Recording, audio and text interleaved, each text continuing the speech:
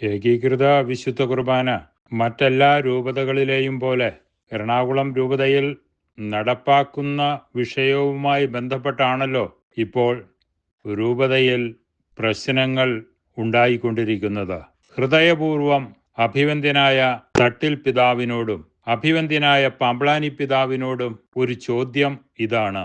നിങ്ങൾ രണ്ടുപേരും എറണാകുളം അങ്കമാലി അതിരൂപതയിൽ ഏകീകൃത വിശുദ്ധ കുർബാന പൂർണ്ണമായും നടപ്പിലായി കാണണം എന്ന് ഹൃദയം കൊണ്ട് ആഗ്രഹിക്കുന്നുണ്ടോ? അങ്ങനെ ആഗ്രഹിക്കുന്നുണ്ടോ എങ്കിൽ ഒരു പോം വഴി പറഞ്ഞു തരാം.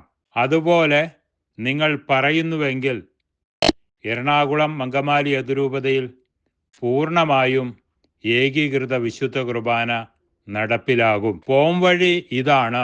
നാളെ നിങ്ങൾ രണ്ടുപേരും കൂടി എറണാകുളത്തെ ദൈവജനത്തിനോട് തുറന്നു പറയണം. ഓരോ ഇടവക ജനത്തോടും പറയണം, നിങ്ങളുടെ ഔദ്യോഗികമായ സഭ അംഗീകരിച്ച വിശുദ്ധ കുർബാന ഏകീകൃത വിശുദ്ധ കുർബാനയാണ്. ആ വിശുദ്ധ കുർബാന നിങ്ങളുടെ ഓരോ ഇടവകയിലും അർപ്പിക്കുന്നതിന് നിങ്ങളുടെ വികാരിയച്ഛന് കടമയുണ്ട്.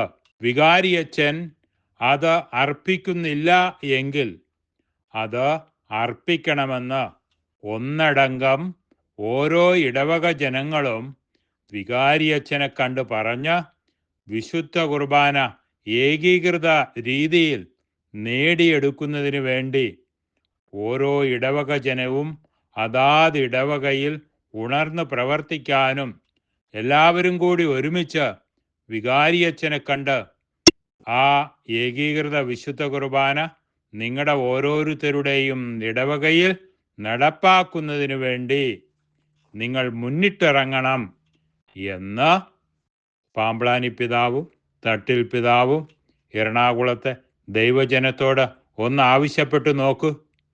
ഇടവക ജനം മൗനമായിരിക്കുന്ന ഒരു കാര്യത്തിലും ഇടപെടണ്ട, അനുകൂലിച്ചും പ്രതികൂലിച്ചും സംസാരിക്കണ്ട, ആരെയും വെറുപ്പിക്കണ്ട, വൈദികർക്ക് മുമ്പിൽ ഒരു കരുവാകണ്ട എന്നോർത്ത് മൗനം പാലിച്ചു നിൽക്കുന്ന ദൈവജനം അപ്പോൾ സടകുടഞ്ഞെഴുന്നേൽക്കുകയും ഏകീകൃത വിശുദ്ധ കുർബാന പൂർണ്ണമായും എറണാകുളത്ത് നടപ്പിലാകും എന്ന കാര്യത്തിൽ സംശയവും ഒന്നുമില്ല.